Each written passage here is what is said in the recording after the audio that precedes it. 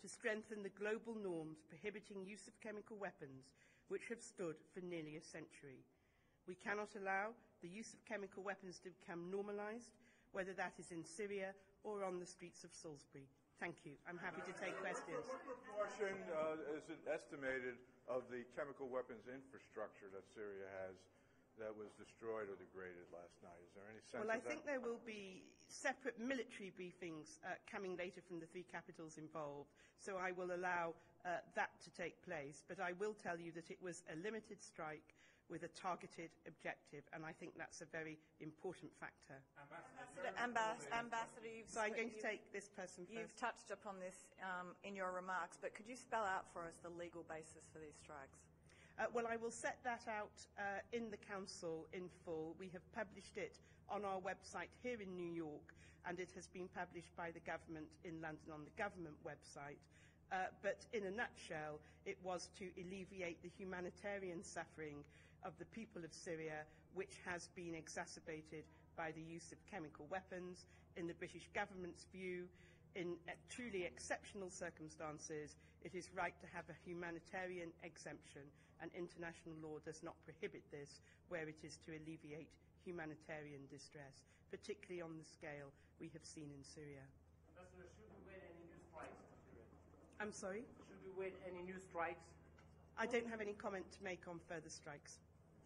Ambassador, President Trump said he was considering a sustained response, that they would strike again if chemical weapons were used again. Is Britain on board with that as well? We stand full square with President Trump and President Macron. This is a P3 action. We will stay in very close touch with our allies about next steps. The Labour leader, Jeremy Corbyn, has questioned the legality of these strikes. You are certain about the legality? Yes, we are certain. Thank you for asking, but the government is very certain. Thank you very much.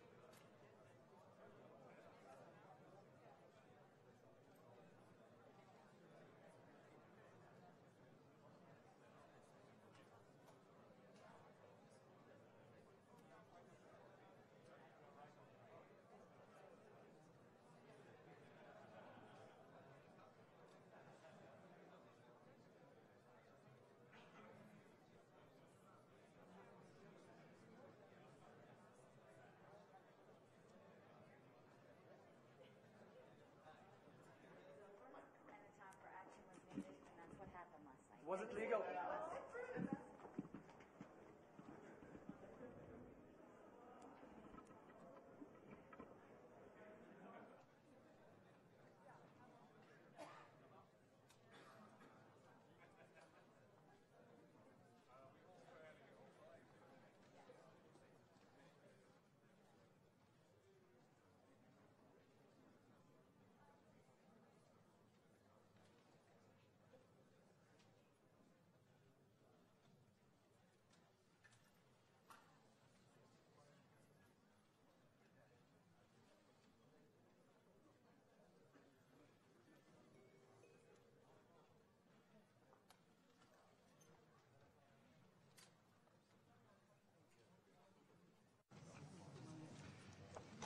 Declaro abierta la sesión número 8233 del Consejo de Seguridad.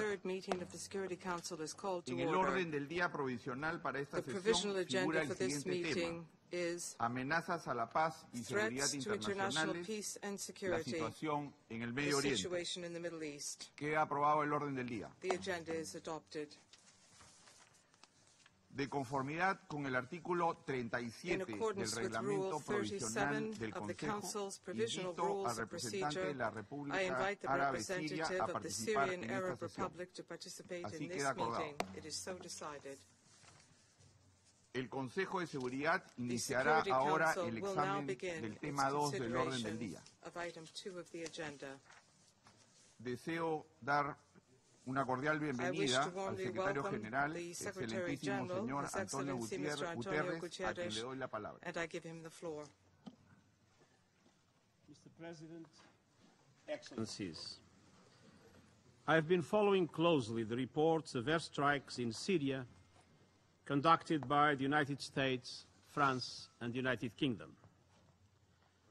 Last night, at 22 hours of New York, the US President announced the beginning of airstrikes with participation by France and the UK, indicating they were targeting the chemical weapons capabilities of the Syrian government and to deter their future use. His statement was followed by announcements from Prime Minister May and President Macron. The airstrikes were reportedly limited to 3 military locations inside Syria. The first target included the Syrian Scientific Studies and Research Center at Al-Mazah Airport in Damascus. The second, an alleged chemical weapons storage facility west of Homs. And the third, an alleged chemical weapons equipment storage site and command post also near Homs. The Syrian government announced surface-to-air missile response activity. Both US and Russian sources indicated there were no civilian casualties. The UN is, however, unable to independently verify the details of all these reports. Mr. President, as Secretary General of the United Nations, it is my duty to remind Member States that there is an obligation, particularly when dealing with matters of peace and security, to act consistently with the Charter of the United Nations and with international law in general. The UN Charter is very clear on these issues. Mr. President, the Security Council has primary responsibility for the maintenance of international peace and security. I call on the members of the Security Council to unite and exercise that responsibility. And I urge all members to show restraint in these dangerous circumstances and to avoid any acts that could escalate matters and worsening the suffering of the Syrian people. As I did yesterday, I stressed the need to avoid the situation from spiraling out of control. Mr. President, any use of chemical weapons is abhorrent. The suffering it causes is horrendous. I have repeatedly expressed my deep disappointment that the Security Council failed to agree on a dedicated mechanism for effective accountability for the use of chemical weapons in Syria. I urge the Security Council to assume its responsibilities and fill this gap. And I will continue to engage with Member States to help achieve this objective. A lack of accountability emboldens those who would use such weapons by providing them with the reassurance of impunity. And this in turn further weakens the norm proscribing the use of chemical weapons and the international disarmament and non-proliferation architecture as a whole. Mr. President, the seriousness of the recent allegations of the use of chemical weapons in Duma requires a thorough investigation using impartial, independent and professional expertise. I reaffirm my full support for the Organization for the Prohibition of Chemical Weapons, the OPCW, and its fact-finding mission in undertaking the required investigation. The team is already in Syria. I am informed that their operations plan to visit the site is completed and that they are ready to go. I am confident they will have full access without any restrictions or impediments to perform their activities. Mr. President, allow me to repeat what I said yesterday. Syria today represents the most serious threat to international peace and security. In Syria, we see confrontations and proxy wars involving several national armies, a number of armed opposition groups, many national and international militia, foreign fighters from everywhere in the world, and various terrorist organizations.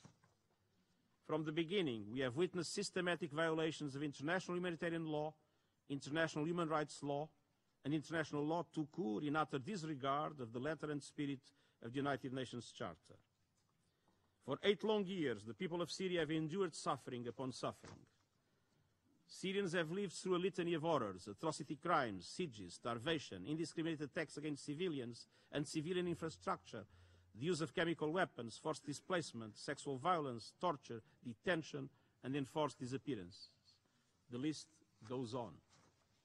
At this critical juncture, I call on all members to act consistently with the Charter of the United Nations and the international law, including the norms against chemical weapons. If the law is ignored, it is undermined. There is no military solution to the crisis. The solution must be political. We must find ways to make credible progress towards a genuine and credible political solution that meet the aspirations of the Syrian people to dignity and freedom in accordance with Resolution 2254 and the Geneva Communiqué. I've asked my special envoy to come to New York as soon as possible to consult with me on the most effective way to accelerate the political process. Thank you, Mr. President. Doy las gracias al señor secretario general por la valiosa información que ha proporcionado.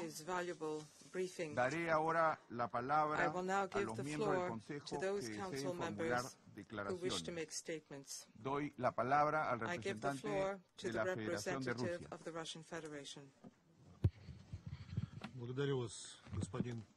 Thank you, sir. Russia called for this urgent meeting of the Security Council to discuss the aggressive actions of the United States and their allies against Syria. This is the 5th meeting on this topic just this week. The President of the Russian Federation, Putin, made a special statement today, and I will quote him. On the 14th of April, the United States, supported by its ally, launched an airstrike against military and civilian targets of the Syrian Arab Republic without a mandate from the United Nations Security Council and in violations of UN Charter and norms and principles of international law. An aggression against a sovereign state was carried out, which is on the front line in the fight against terrorism. Just as 1 year ago, when the Shira air base in Syria came under attack, the United States used as a pretext a staged chemical attack against civilians. This time in Duma, Damascus suburb.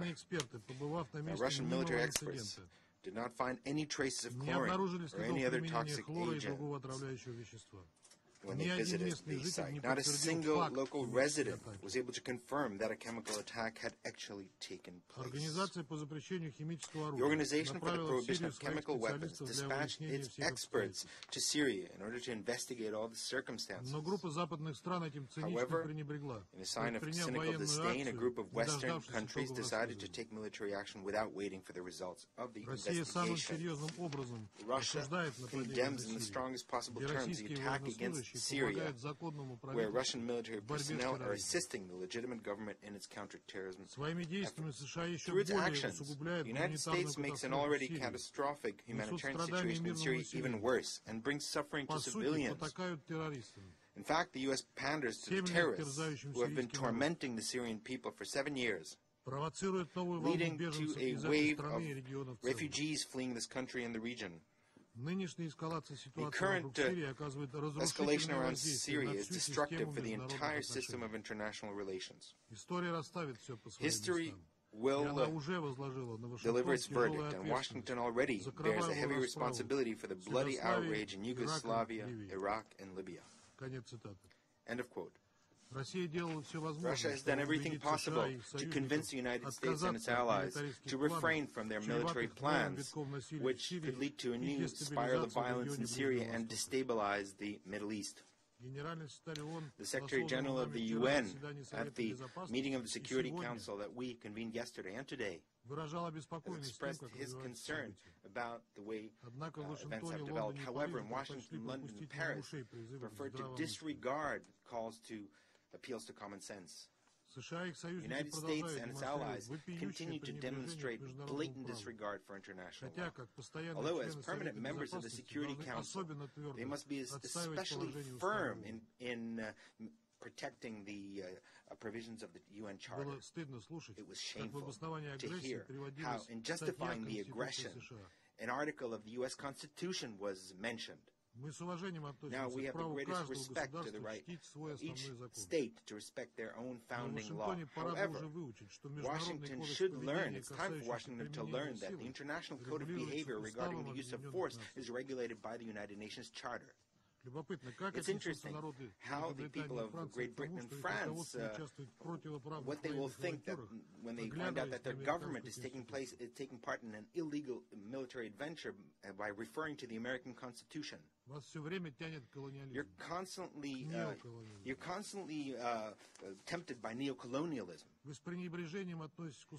You have nothing but disdain for the UN Charter and the Security Council, which you are unjustifiably trying to use for your illicit aims. There's no serious work that you're doing in the Security Council. You don't consult us, and you mendaciously claim otherwise. You undermine the authority of the Security Council.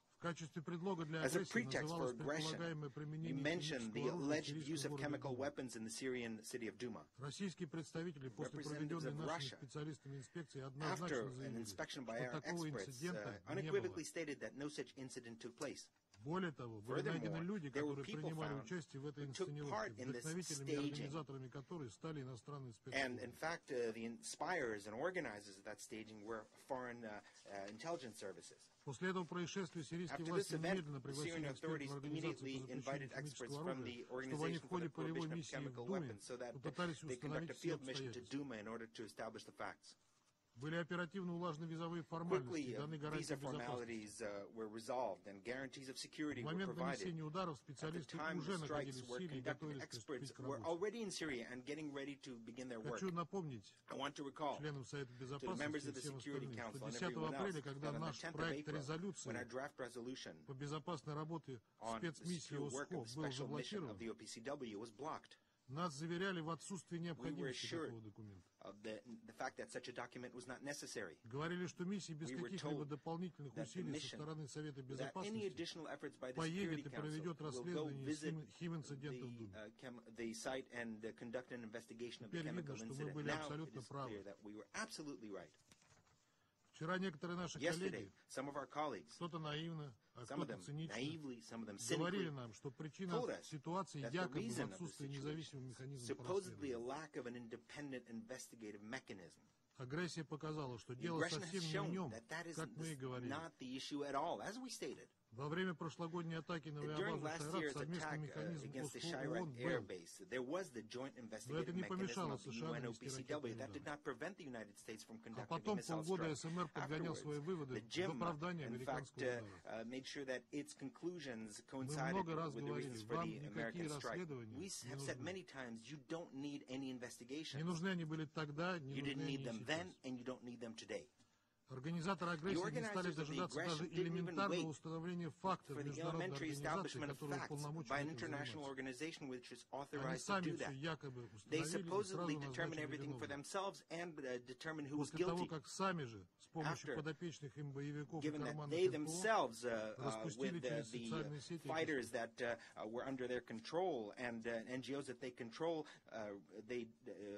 disseminated all kinds of rumors using social media.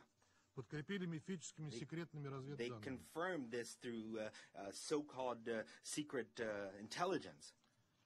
Mythical secret intelligence. Господа, маски, а точнее белые каски, в очередной раз сброшены. White helmets have once again fallen.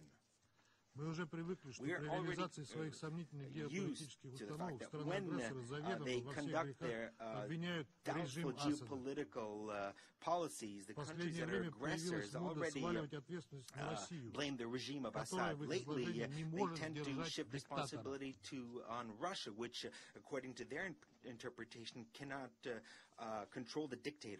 Все по отработанной схеме. All this is based on a scheme that is that has been well tried. It's a provocation, there's mendacious accusations, a verdict, and punishment.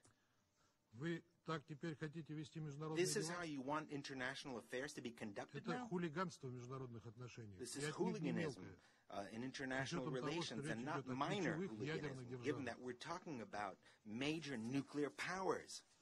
Несколько ударов было нанесено по научно-исследовательскому центру в Барзе и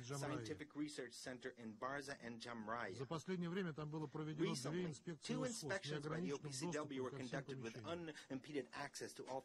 Специалисты не нашли никаких следов деятельности, которая противоречила бы Конвенции о запрещении химического оружия. Научно-исследовательские учреждения в Сирии используются для сугубо мирной деятельности, направленной на повышение эффективности народного хозяйства. Вы хотите, чтобы в Сирии не осталось никакого народного хозяйства? Хотите отбросить в каменный век эту страну, которая еще несколько лет назад была одной из наиболее развитых стран Ближнего Востока? Хотите добить то, что еще не успели ваши санкции? И при этом вы еще умудряетесь устраивать фальшивые рыдания о страданиях простых сирийцев. Простые сирийцы, уставшие от войны и радующиеся возвращению законных властей на освобожденные территории, вас не волнует. Ваши агрессивные действия способствуют усугублению гуманитарной обстановки, о которой на словах вы так печетесь. Which you are so worried about, according to your statements. Вы могли бы в 24 часа остановить конфликт в Сирии. 24 hours you could stop the conflict in Syria. Для этого Вашингтону, Лондону и Парижу нужно лишь дать команду своим ручным террористам прекратить борьбу против законной власти собственного народа. Удары наносились по сирийским военным аэродромам, которые используются в ходе операций против террористических организаций. Это весьма оригинальный вклад в борьбу с международным терроризмом, как не устает повторять, который, как не устает повторять Вашингтон, является единственной целью его военного присутствия в Сирии. У нас есть в этом большие сомнения.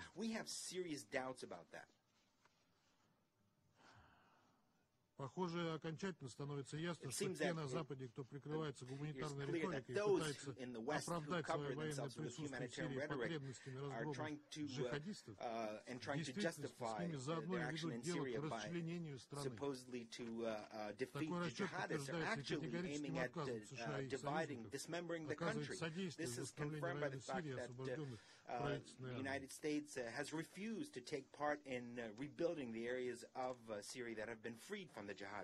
Наконец, ваша агрессия – это мощный удар и угроза перспективам продолжения политического процесса под эгидой ООН, который, несмотря на объективные трудности, с разной скоростью, но продвигался вперед. Чего тогда стоили ваши бесконечные упования на Женевский процесс, если вы своими руками загоняете его в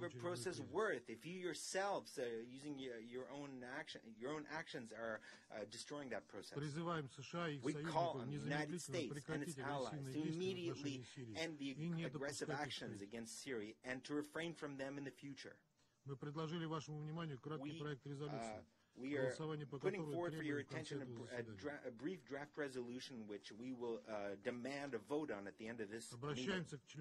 We would like to address the members of the Security Council. Today is not the time to shirk your responsibilities. The whole world is looking at you. Take a principled stand. Thank you. Le agradezco al representante de la Federación de Rusia por su declaración y le doy la palabra a la representante de los Estados Unidos. Thank you, Mr. President, and thank you, Mr. Secretary General, for your briefing today. This is our 5th Security Council meeting in the past week to address the situation in Syria. A week has gone by in which we have talked. We've talked about the victims in Duma. We've talked about the Assad regime and its patrons, Russia and Iran. We've spent a week talking about the unique horror of chemical weapons. The time for talk ended last night. We're here today because 3 permanent members of the United Nations Security Council acted. The United Kingdom, France, and the United States acted, not as revenge, not as punishment, not as a symbolic show of force. We acted to deter the future use of chemical weapons by holding the Syrian regime responsible for its atrocities against humanity. We can all see that a Russian disinformation campaign is in full force this morning, but Russia's desperate attempts at deflection cannot change the facts. A large body of information indicates that the Syrian regime used chemical weapons in Duma on April 7th. There is clear information demonstrating Assad's culpability. The pictures of dead children were not fake news. They were the result of the Syrian regime's barbaric inhumanity. And they were the result of the regime and Russia's failure to live up to their international commitments to remove all chemical weapons from Syria. The United States, France, and the United Kingdom acted after careful evaluation of these facts. The targets we selected were at the heart of the Syrian regime's illegal chemical weapons program. The strikes were carefully planned to minimize civilian casualties. The responses were justified, legitimate, and proportionate. The United States and its allies did everything we could to use the tools of diplomacy to get rid of Assad's arsenal of chemical weapons. We did not give diplomacy just one chance. We gave diplomacy chance after chance. 6 times.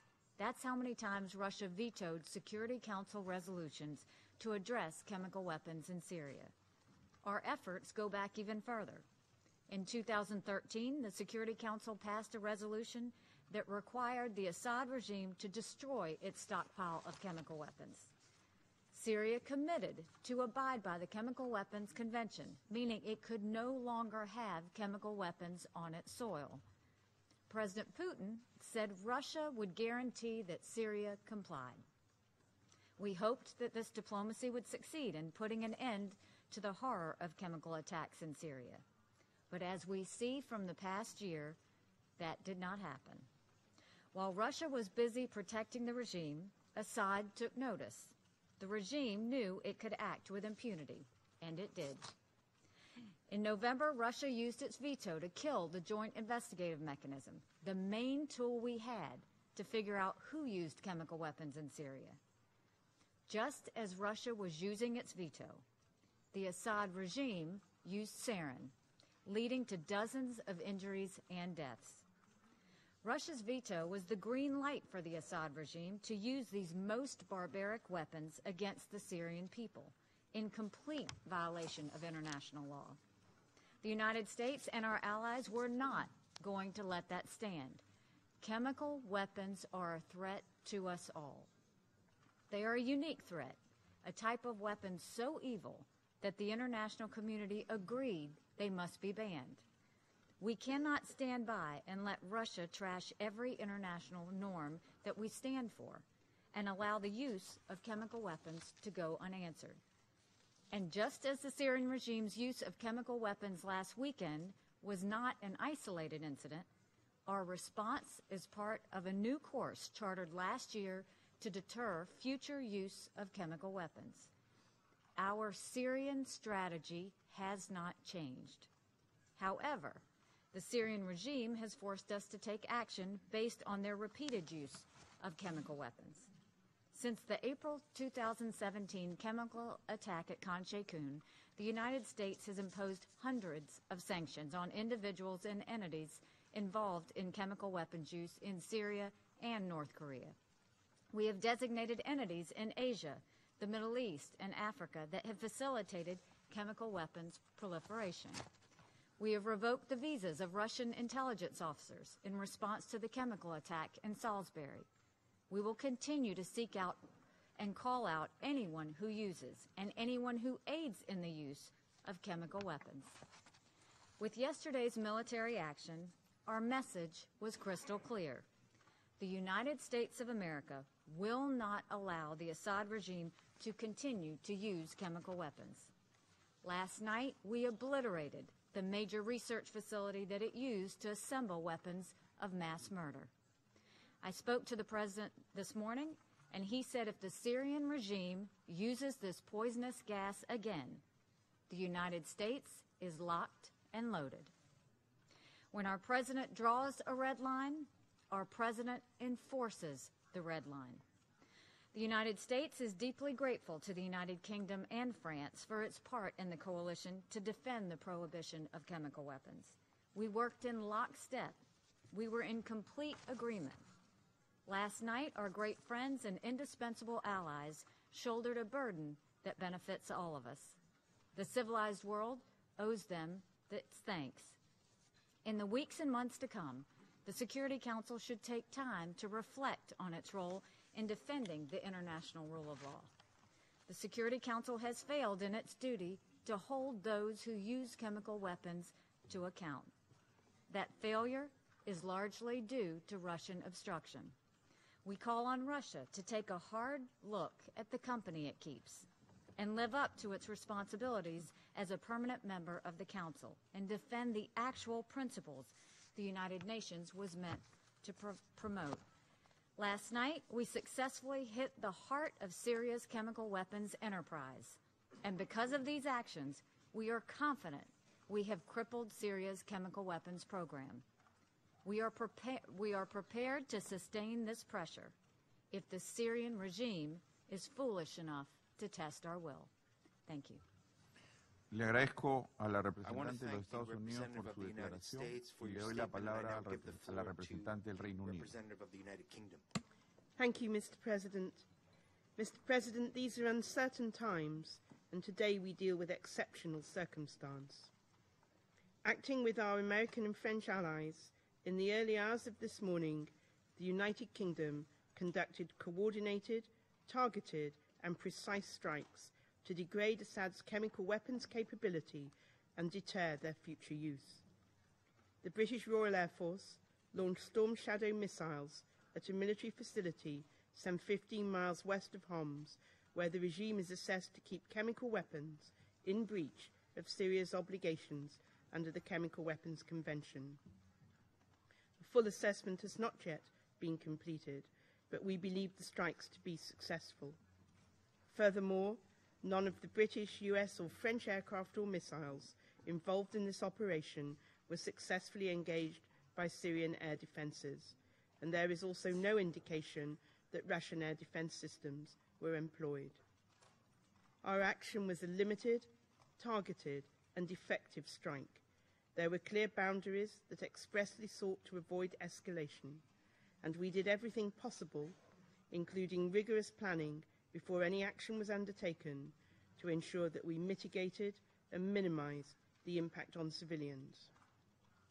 Together, our action will significantly degrade the Syrian regime's ability to research, develop, and deploy chemical weapons and deter their future use. The UK Prime Minister has said, "We are clear about who is responsible for the atrocity of the use of chemical weapons. A significant body of information, including intelligence, indicates the Syrian regime is responsible for the attack we saw last Saturday. Some of the evidence that leads us to this conclusion is as follows. There are open source accounts alleging that a barrel bomb was used to deliver the chemicals. Multiple open source reports claim a regime helicopter was observed above the city of Douma on the evening of 7th of April. The opposition does not operate helicopters, nor does it use barrel bombs. And reliable intelligence indicates that Syrian military officials coordinated what appears to be the use of chlorine in Douma on 7th of April. Mr. President, no other group could have carried out this attack. Indeed, Daesh, for example, does not even have a presence in Douma. The Syrian regime has been killing its own people for 7 years. Its use of chemical weapons, which has exacerbated the human suffering, is a serious crime of international concern as a breach of the customary international law prohibition on the use of chemical weapons, and this amounts to a war crime and a crime against humanity. Any state is permitted under international law on an exceptional basis to take measures in order to alleviate overwhelming humanitarian suffering. The legal basis for the use of force for the United Kingdom is humanitarian intervention, which requires 3 conditions to be met. Number 1, that there is convincing evidence, generally accepted by the international community as a whole, of extreme humanitarian distress on a large scale, requiring immediate and urgent relief. I think the debates in this Council and the briefings we have had from OCHA and others have proved that. Secondly, it must be objectively clear that there is no practicable alternative to the use of force if lives are to be saved. I think the vetoes have shown us that. And thirdly, the proposed use of force must be necessary and proportionate to the aim of relief of humanitarian suffering and must be strictly limited in time and in scope to this aim. And I think we have heard, both in my intervention and in Ambassador Haley's, how that has also been met. The history of the Syrian conflict is a litany of threats to peace and in violations of international law. The Security Council has met 113 times since the Syrian war started. It was therefore not for want of international diplomatic effort that we find ourselves in this position today. After a pattern of chemical weapons use since the outbreak of the conflict, Assad defied the international community in 2013 by launching a sarin gas attack on eastern Ghouta, which left more than 800 people dead. Despite the adoption of Resolution 2118, despite 4 years of patient engagement, Syria continues to use chemical weapons against its people and has failed to answer a long list of serious questions. The only conclusion we can reach is that Syria had not declared or destroyed all of its chemical weapons despite its obligations under the Chemical Weapons Convention. This is not assertion on our part, but a matter of record. And I draw the Russian ambassador's attention to his points about Barzan and Jumraya. The OPCW still has unanswered questions and discrepancies. He knows this, we all know this. The Council was briefed by the OPCW Director General. Resolution 2118 decides in the event of non-compliance to impose measures under Chapter 7 of the Charter. Yet on 28th of February last year, when the UK, together with France, proposed a resolution taking measures under Chapter 7 short of the use of force, Russia vetoed. The very least this Council should have been able to do, Mr. President, was to follow up on the findings of the Jim report by extending its mandate. Yet 4 times, Russia has vetoed different proposals from different Council members to do just that. The Syrian regime and its supporters are responsible for the gravest violations of international humanitarian law in modern history.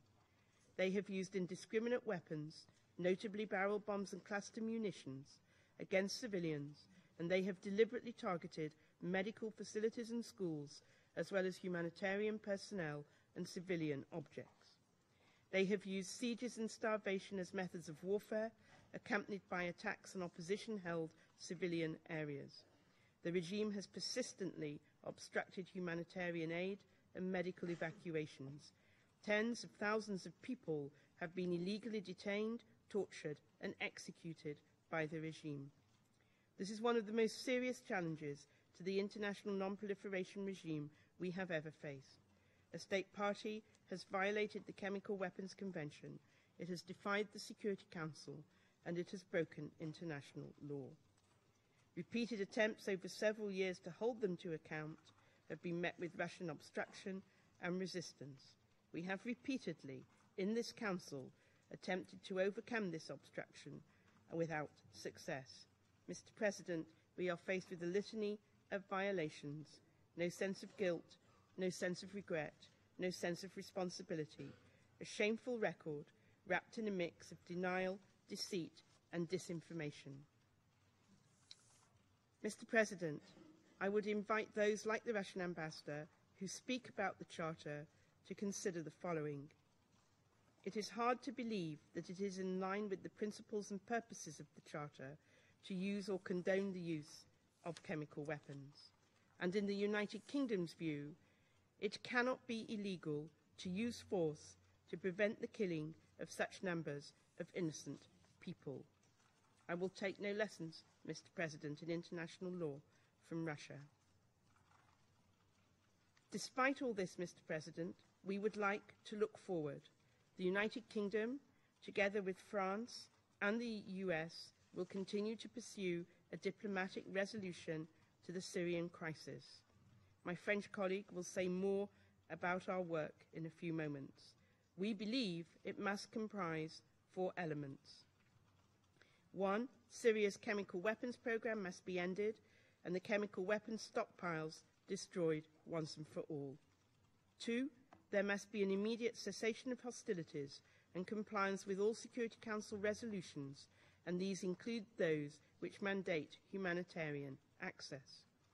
3, the regime must return to the Geneva talks and agree to engage on the substantial agenda put forward by the UN Special Envoy, Staffan de Mistura.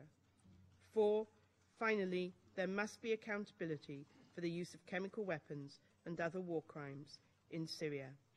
Mr. President, the Secretary-General rightly highlighted the political process. We propose that as the Security Council will all be together next weekend in the retreat with the Secretary-General, very kindly hosted by Sweden, that we should use that opportunity to reflect on next steps and the way back to the political process. And with our allies, we stand ready to work with all members on the Security Council towards this end. Thank you.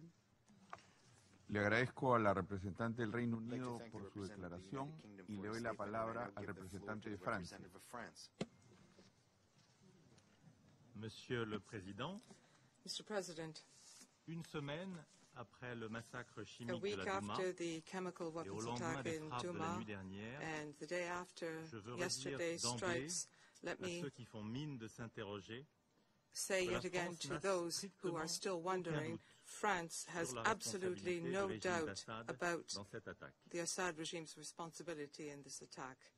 Nous avons rendu public ce matin This morning, une notice we d'information published collectée par nos the services de renseignement. report of our intelligence services, Nous y renvoyons ceux qui tentent and we une would nouvelle ask fois those who yet again de contester les are évidences challenging the et de evidence travestir les and faits distorting the devant la face du facts monde. in the eyes of the world to review that Monsieur le information. Président, depuis Mr. des années, President, for Bachar years, el-Assad mène avec le Bashar soutien al-Assad, actif de with ses the alliés active support of une his stratégie allies, de has carried destruction out destinée a à strategy of écraser toute destruction opposition, aimed at crushing au mépris all des principes opposition, les plus élémentaires flouting d'humanité the most basic et au prix principles des of vies de centaines humanity, de milliers de and at the civils cost of en hundreds Syrie. of thousands of Nous civilian l'avons lives vu in à Syria. à We've Homs, seen this in en Aleppo, Ghouta Homs, orientale. in eastern Ghouta. Depuis des années, For years, le régime syrien the recourt aux Syrian armes de regime destruction les plus has terrifiantes, used the les armes most chimiques, terrifying pour massacrer weapons of mass et destruction, terroriser sa chemical population weapons, to civile. massacre and terrorize its Nous en civilian avons eu une population. nouvelle démonstration à We've seen Douma, a further comme nous demonstration of this l'avions in Douma, vu as auparavant we had seen à in the Khan past Sheikhoun, in à Khan Sarmin, Sheikhoun, in à Tel Salmin, Menes, in ou Talmenes, encore à or even Menas